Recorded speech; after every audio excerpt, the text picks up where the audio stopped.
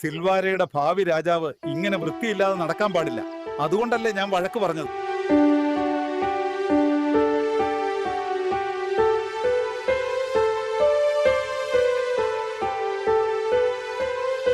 മഴ തുടങ്ങി.